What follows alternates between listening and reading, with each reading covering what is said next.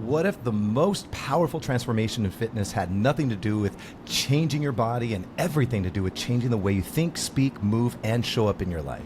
Well, today's guest has spent decades helping people do exactly that. She's an internationally renowned fitness educator, keynote speaker, author, mindset coach, and one of the most inspiring voices in the wellness industry today. We are honored to welcome our friend, the incredible Petra Kolber, to Group X Appeal.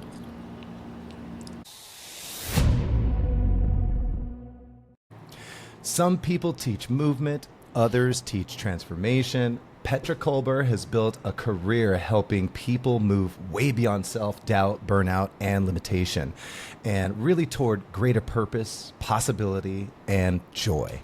For years, Petra has inspired fitness professionals and participants around the world through her unique blend of fitness, positive psychology, mindfulness, emotional wellness, and personal growth. Yep, and her message goes far beyond workouts. She reminds us that true wellness isn't just about what we do physically. It's really about how we speak to ourselves. It's about how we manage stress. It's how we cultivate resilience, and also how we choose to show up every single day. Definitely. And in a world that often celebrates hustle over happiness, Petra's voice is a powerful and much needed reminder that success means very little if we lose ourselves along the way. Yep. So today's conversation is all about possibility, purpose, mindset, and creating a life that feels as good on the inside as it looks on the outside. Yay. Thank you for being here, Petra. There she is. Thank you. Oh my God, it's so great to be with you both. I can't believe any excuse to see you because it's been too long. So Yes. Way I'm too already long. happier than I was 5 seconds ago. We so thank you.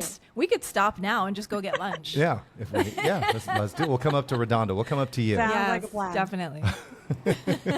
No, we have way too much to talk about with Petra, so we're gonna dive in. Absolutely. So I'm Terry Shorter. And I'm Kimberly Springlick. Episode 90 of Group X Appeal. We're 90. Yes, 90. And we're super, super excited to share this milestone with Miss Petra Kolber here. This is a special edition, super special Definitely. edition. So Also super special because as we are recording this, it happens to be Mental Health Awareness Month. So we got the right girl. Yes, we do. She has been very helpful in my mental awareness over mental health over the years. Mental awareness too. She has helped me become aware of a lot of things going on in my mind. So let's get into it. Take us back, Petra. Share with the listeners, share with our viewers, how did you get started with group exercise and what really made you love it? Oh my goodness. We're going way back. We're going way back. How far back we going? If we're going all the way back to the beginning, we're going back to when I was a dancer on a cruise ship. A this is dancer when on a cruise ship. I was a dancer on a cruise ship, and this is not when I was thinking doing anything to do with fitness. In fact, I kind of turned my nose up at it. Oh, wow. But at the time, we were also asked to do crew staff duties, and one of those was to teach poolside aerobics once a week. I had no idea what aerobics was. I had no intention, but somehow I got my feet wet, literally. And Literally. Yeah, not really Literally. interested in it, but I didn't hurt anybody. We got off safely. And then I was No one in drowned. Miami, and I was dancing again, and one of the dancers was teaching this thing called aerobics. One of the star dancers, Alan, his name, Alan Sherwood, still remember him. Brilliant dancer. They just won Star Search. Him and his partner had just come off Star Search, winning it. So I was like, oh my gosh, I just loved everything about them. Again, not teaching myself, but I took an aerobics class. And it was the first time I thought, oh, this feels like dance, but different. Fast forward, step aerobics came around. No idea what it was. Wasn't teaching fitness. But I thought, let me go and take this workshop. It seems interesting to me. I took the very first ever step workshop with Jen Miller. Pete Francis was there. Back in the day, queen Joy herself. Prouty was an ambassador at the time. Again, I was a dancer, not interested. But I loved this thing called the step. I thought this is so fun. Right. So I got a certification. I call that very loosely a certification. It's like the Dolly Dingle certification. Dolly Dingle. It was, yeah. I'm going to have to look that up. Yeah, don't. It's, yeah. But I started knocking on doors going, there's this thing called step. Nobody was interested. And the step came with a VHS tape. Right. And so literally I copied every single move. I knew music because I was a dancer. Sure, as a dancer. And I found this one studio that when, oh, we've got all these sprayed boxes, like graffiti boxes in the back. Oh, wow. Is this for that? I'm like, they're all different sizes, like 8 inches, 10 inches, 12. I'm like, those are the steps. So I said, okay, you can have a slot like 4 o'clock on a Saturday afternoon. There's me, my little cassette tape, like going in, not a clue. Wow. Started teaching, no one. Next week, 2 people. Next week, 4. Within 6 months, you couldn't get into the class. Wow. Oh my gosh. So then I thought, well, if I'm going to do this, I should probably get a certification. I was still dancing at the time, just doing this for fun. Took my ACE certification. Even my dance friends to this day remembers me practicing backstage. I had 2 shows one day. I flew up to Tampa in between my shows, took the certification, flew back down to Miami. All that to say, I then ended up moving to New York City, and I was still one of the first to be teaching step. So because of that, I got into a lot of the boutique studios before they were bought out by the big box gyms. And that's kind of how I got my career. And then it fast-tracked because I was teaching this thing called step. I had a much more British accent at the time. Reebok was looking for another face of fitness. They had Jen Miller at the time. Sure. And I was teaching this step class to live drummers called London Beat. Oh, that's wow. cool. As a whole nother episode of how I met the drummers. Again, we had no idea what we were doing, but I thought, this is all about just doing it and then figuring it out. Yep. It was in the Right. day where you didn't have to be perfect. No one was judging you. There were no cell phones going, this girl doesn't know what she's doing. You just went and figured it out. Right. And so this class got huge press, got Reebok's eyes on me, and that's the shortcut of how very quickly I got a Reebok contract, and then the rest is kind of fitness history. Wow. That is Next thing you know, you're on stages all over the world. Yeah. Yeah, and this really was all about just doing it, Yeah. not thinking about it. Because if I thought about any of those steps, none of them made sense. You're going to teach with drummers. You're going to go and do this thing called step that nobody wants. They don't believe in it. You're going to fly up to Tampa to take this thing called an ACE certification. But then when you look back, you go, thank goodness I said yes, You yes, said yeah. yes, and yes. Yeah. Wow. Absolutely. At the time, was there hesitation, or is it, I'm going to go for it? I had nothing to lose. I had nothing to lose because Yeah. Kimberly, I never really thought it was ever going to be a career. I just something I'd be doing for fun. For fun. And then I will never forget this turnaround point. As a dancer, it was always the hustle. Like I love what you said, you can't replace happiness with the hustle. It was Right. always a hustle. Like a lot of industrial work where you're you're auditioning for, and it was all about what you look like at that point. Do you fit the costume? Do you fit the brand? And I was just getting tired of that. And the turnaround point for me was like, I think I'm going to say goodbye to dance and hello to fitness. I got a phone call. I still remember this. I was in this awful Watless studio in the Lower East Side. This is way before the Lower East Side was cool. Right. And my sister was visiting. And it was my sister and a couple of roaches at the time and some mice. It was just Full house. Full a house. full house with the wrong types of guests apart Right. from my sister. I remember getting this phone call. I picked it up. And I was teaching at a boutique studio. It was another boutique studio. They said, hey, we'd love you to come and teach on our schedule. And I'd never heard this question before. What would it take for you to come and work with us? I'm like, I was like to my sister, they're asking me how much money I want. And I think at the time I was making maybe $25 an hour, which was good money at the time. Yeah. So I said to my sister, I went, should I ask for $40? She goes, no, ask for 60. So I went, $60. They went, okay. I'm like, Should have asked. in for my 100. entire dance career, no one had ever asked me What you want. Exactly. I was like, oh, this could be interesting. So that's kind of where it went from this to like, oh, Yeah. left turn, let's become a fitness person. That's incredible. And you, of course, have had an incredible career in the fitness world, and that's how we met, teaching at the conferences. Yep. And we've had over the years many conversations. We talked about it before we started recording today about the concept of going beyond fitness, not forgetting about fitness, but just expanding, like widening our lane of interest to include more holistic well-being, mental well-being. And you really pioneered taking that alternate path that brought to life things beyond the physical. So what was it that started pulling you toward things like positive psychology and mental health studies? And did you feel initially like it was a departure from fitness, or like we talked about, like a natural extension of it?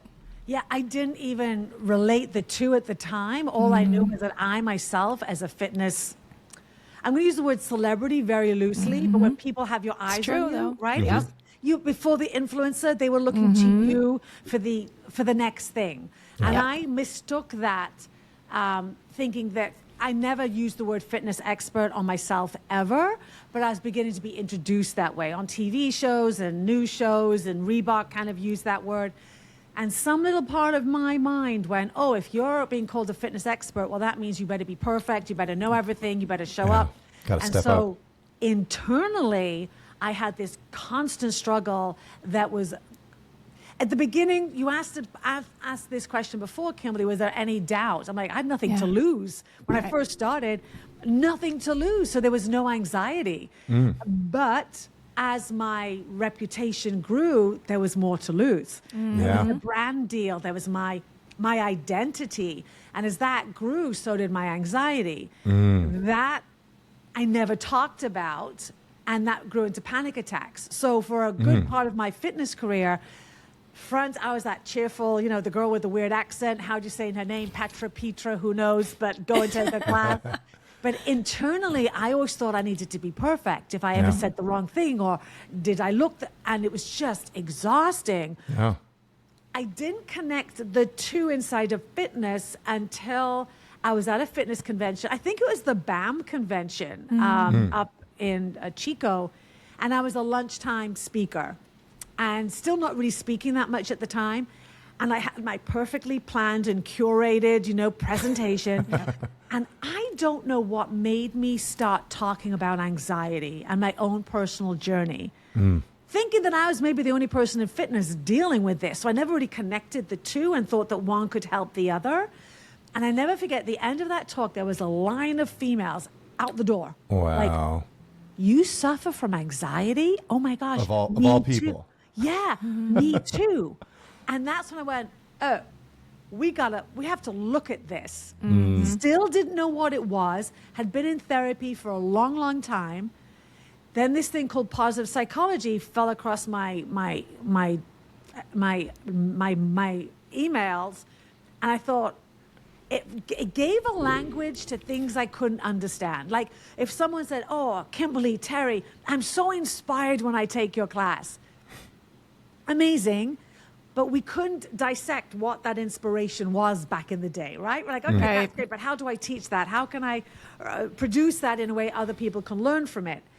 By going back to school for positive psychology, not only did I have a language for what was inspirational, I had a language for what causes our anxiety and our panic. And it was all huge between the ears. And then I realized how many students, mostly women, had been coming up to me over decades, looking outwardly, absolutely got it all dialed together, and all they could focus on was the one thing that they didn't like about themselves. Yep.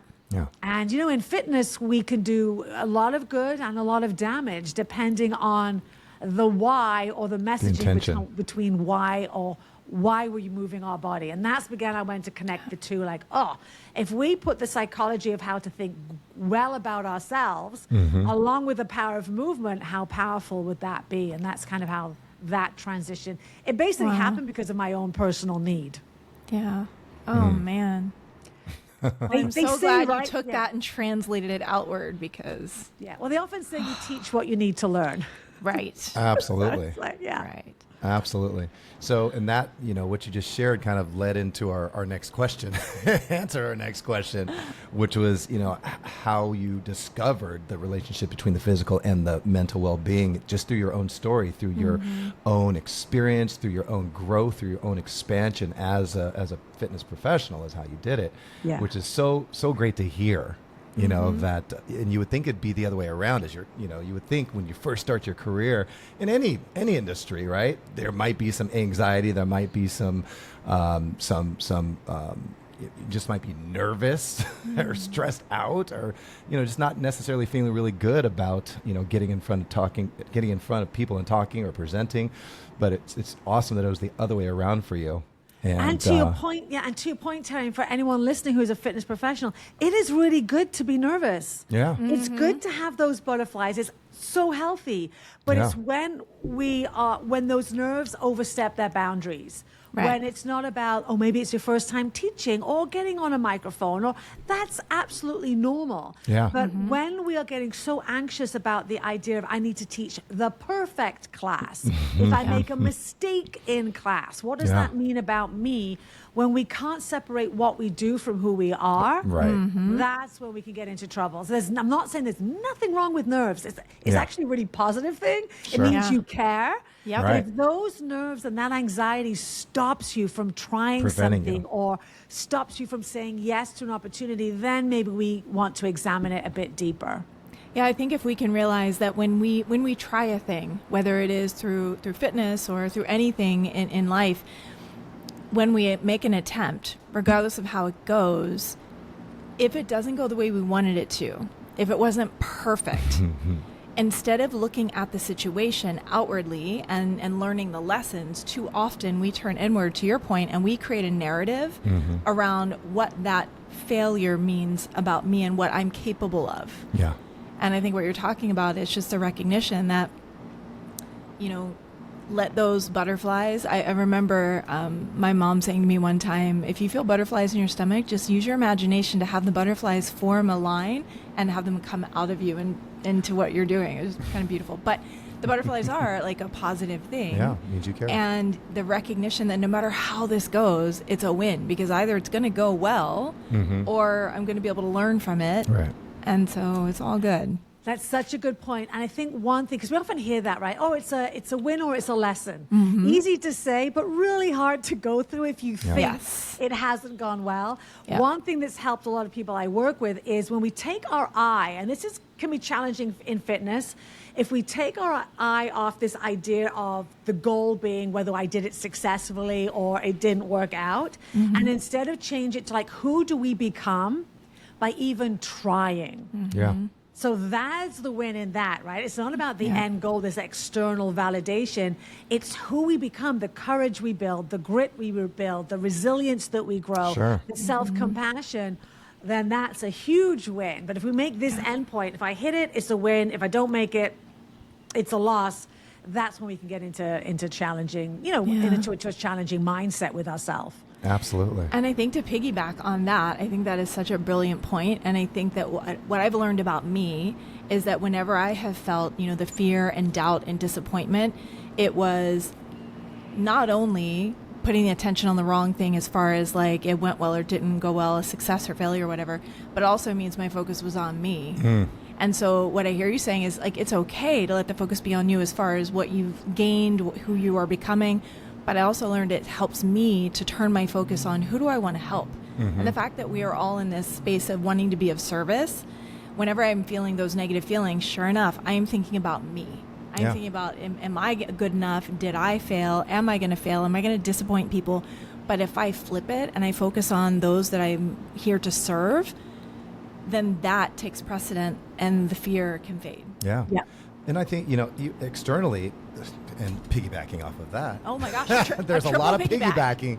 So, one of the great things that I got out of your story that you shared, Petra, going up and sharing the part about how you had the presentation all prepared when you went up to BAM, you were a little bit apprehensive sharing the mental part, what you experienced, but because people saw the cracks, because they saw that perhaps Petra's not perfect, guess what? They related to you so much more on a much deeper level than just showing them, a nice presentation through PowerPoint or.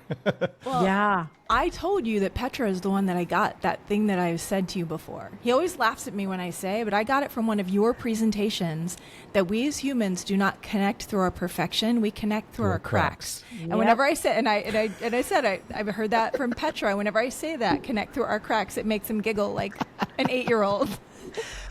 Man. But it's true. Just gonna say, love you, Terry, but come So on. I love that he just brought that up. Yeah.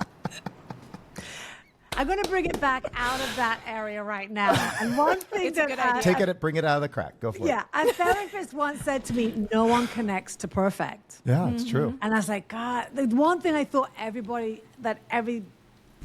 wanted from me was perfection. Sure. Was actually separating me from them because they're like, well, she's not relatable, you Yeah, know? put you on a Not- pedestal. Yeah, not saying that we're going to share you're not going out there to be therapy on stage and share Right. our wounds. Not Sure. at all. Yeah. It's not what I'm saying. Right. But just share your humanity, your struggles. Yeah. Like, me too. I know what that feels like. Yeah, and that's the amazing. thing people are going to say, though. Either say, so what, or me too. One of those two things, Love right? that. Whenever you give a presentation. So what? Oh, me too. So, Love that. So then for the group ex-instructors and wellness professionals who might be listening or watching right now, the people who show up every week and they're pouring into others, what would you want them to know about their own mental health and also the invisible impact that they're already making for others? Well, firstly, thank you for the work that you do. You are like so needed in this world right now. I think the biggest thing is, it depends on how much you're teaching, right? If you're doing it a little bit as a side hustle, keep doing it for the joy. Make sure you're measuring the right metrics. You're not worrying about the perfect class and that you too are staying inspired. I think one of the greatest things we can do for mental health is do a different form of movement than you normally teach. Get out of your own bubble every so often. Look at others for creativity, look outside of this business for creativity.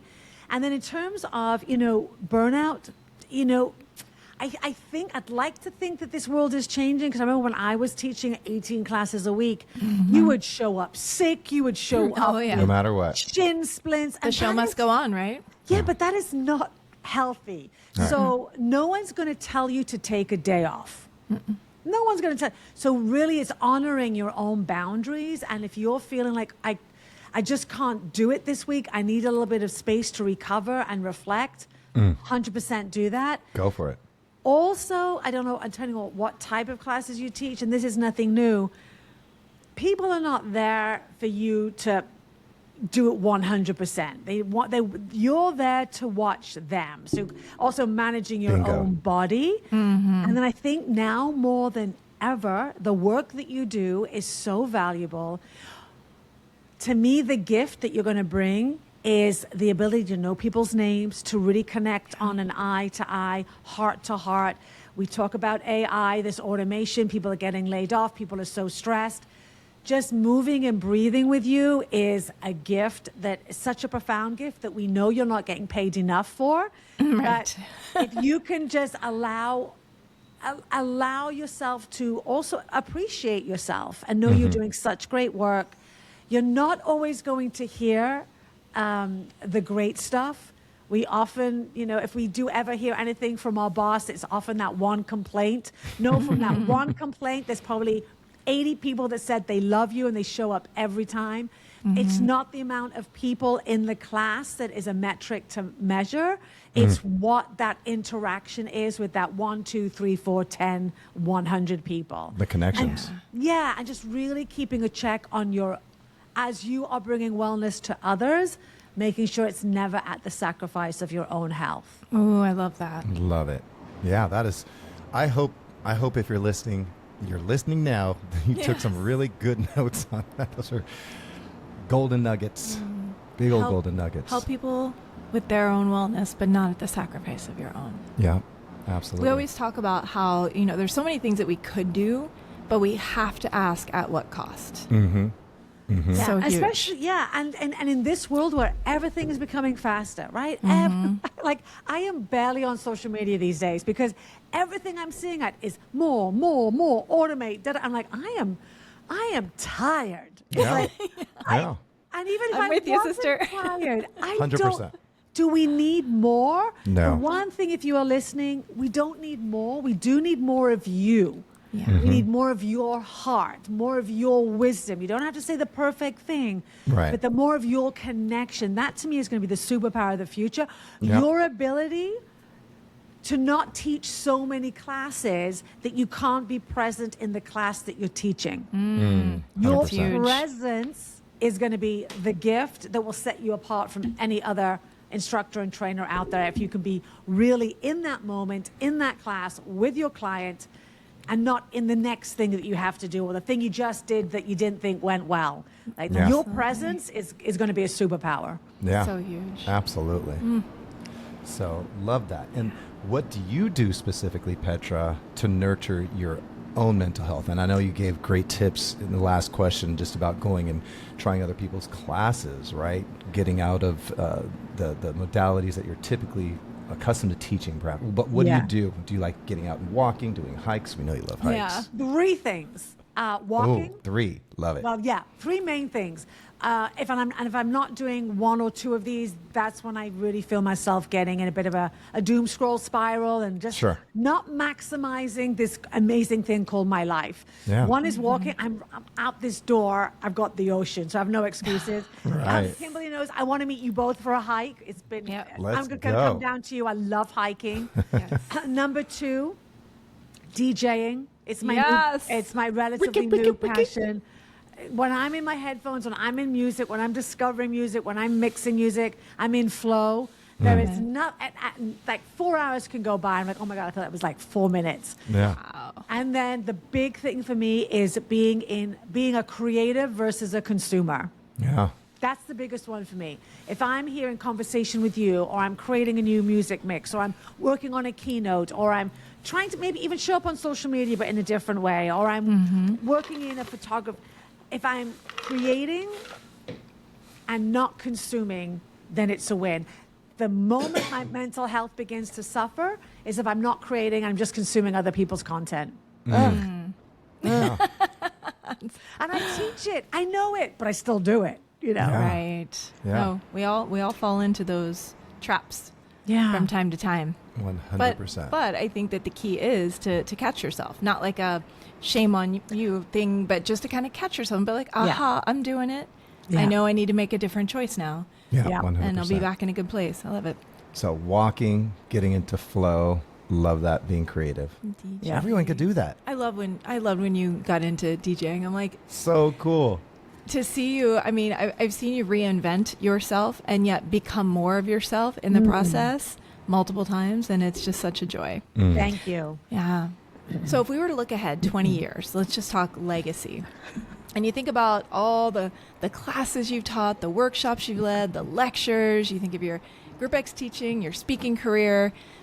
What do you hope that all of that energy and the love that you put out there, what kind of legacy do you hope it leaves behind? Like, what do you hope that your participants will say about the experience they had with you?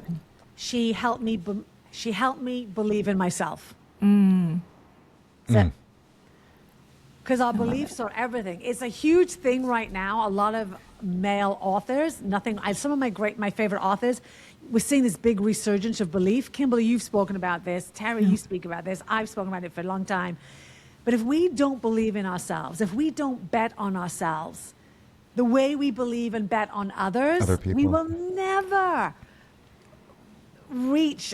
And I don't like the word potential because it feels like it's running a ladder, but your capacity, your ability to really stretch yourself and explore and say yes before you know how to do something and figure it out and stretch your courage. And so it really comes down to this idea of, do I believe I am worth the effort? Yeah. And whether it's through movement, through music, through my speaking, that is the one thing I hope I can be a little part of helping them build and strengthen their belief muscle. Well, Ooh, 'cause it's a muscle. it is a muscle. And It you've is. done it. You've done it. So I know people, 100%. tons of people, countless people say that about you. Yeah. I put money under the chair, like here, say, There you go. We do what we have to do. Exactly. Yes. Whatever it takes. WIT. Well, that is awesome. So just for fun, Petra, this is putting DJ on Petra. DJ PK in the house. DJ PK. So for fun, what's your go-to pump-up song right now that just gives Oh, you she's goosebumps? ready. Look at her. You raise the roof. You're pumping your fist. What This- song would it be? it's Fine. so easy. It's called Joy Oh, By okay. I already Ray. like it already. by Ray. Okay, Okay. Joy by Ray. I will send it to you when we get off this. Please, if you can put it in the cliff notes, Yes. a link to it. It For sure. is insane. Ray is a British singer. She used to be on a lot of like David Guetta songs, and then she broke off on her own. Not that well known yet. Okay. And my sister and I just went to see her live at the Greek. Oh, cool. Let me tell you. That's a fun venue. Joy was the last song. I literally left my body. Wow. I was like a teenager jumping up. It's the most joyful song. I love it. And anytime I'm driving up to the gym, I don't want to go, I just stick it on, and it's an immediate mindset shift. Wow. You cannot listen to this and be in a bad mood. It's just probably one of the most genius songs I have heard in a long, long time. I can't wait to hear it. We need more of that. We need more joy. You don't hear that often nowadays No. about music, just how it moves you, how it's infectious, how it immediately changes your state. I So, could see this thank you in for one of your sharing. classes, Terry, like a warm-up, like both of you. Yeah. This could be a warm-up that, yeah. Okay. Homework. We We're have getting homework. it. We're getting it. And we'll definitely include the link Yes, we in the will. notes for sure. Thank you for sharing. Oh Can't my wait to hear it. gosh. Joy by Ray. Joy by Ray. Yes. Oh my gosh, Petra, thank you so much for being here. Is there anything else that is just on your heart to share since we had this opportunity to come together and chat? Not really. I think the one thing is the one thing I often say at the end of a talk is, if you're as an instructor or whether it's inside your teaching career or outside, most of us have something that we've been thinking about doing, right? That one thing that, I'll get to that when I have more time, or I'll get to that when I know more. I'll get to that when I'm ready. And that to me is often this dream. And it's often we don't do it because we really care about whether we think it's going to work out or not. And so my invitation to you is, what if that wasn't your dream, but what if it was a divine assignment given to you? To act And upon, that thing is only the thing that you could do and bring out into this world. So if there is anything that you have been waiting to do, this is your sign. This conversation between myself, Kimberly and Terry, today is the day to start doing it. Just say yes, Love it. and you'll figure the rest out. Yeah. Love it. I say yes. Yes, let's go. Let's go. Well, Petra reminds us that wellness is not about perfection. It is about presence, possibility, and learning to meet ourselves with compassion along the way. Absolutely. And whether you're an instructor, whether you're a participant, a leader, or simply someone just trying to navigate life with more purpose, today's conversation truly is proof that small mindset shifts can create powerful transformation. Yeah, most definitely. So if this episode inspired you, please do share it with someone who could use a bit more positivity and possibility and encouragement in their life. And let us know, what's the one message or golden nugget from Petra that stayed with you from our chat today? We'd love to hear. If you see this on YouTube, just share it in the comments. Or if this clip happens to land on Instagram, then the comments there works too. Or just message us. We'd love to know. For sure. And Petra, where can people find you? Where are the best places they can connect with you? Probably in my website, petrakolber.com, petrakolber.com. And in all the socials, I'm just Petra Kolber. Don't say just. You are the Petra Kolber. You know what? It should be at the Petra Kolber. The Petra Kolber. Or the real Petra Kolber. Right? Well, luckily there's not too many people called Petra, so we're pretty okay there. You're in good shape. Well, we will make sure that all of those links are in the notes so people can find you easily. Is there anything that you're working on right now that we could let people know about? Any new books outside of The Perfection Detox, which is a fantastic book, by the way, everyone? Thank you. I have a new app coming out in June. It's going to be a positive psychology app for women in midlife. Sign me up. Thank you. And then the rest is more work related. I'm going to actually put it out here right now because it's this thing that I've been putting off. It's called Remix the Room, and I'm going to be it's going to be lessons from the DJ booth in leadership. So I'm mixing, DJing, and speaking. I'm working on that right now as a speaking coach. Yeah. Are you thinking of that more in like a corporate setting? Yeah. How fun. Yeah. Oh, they have no idea what they're in for. So excited about it. So if you're scared, you know it. You got to do it.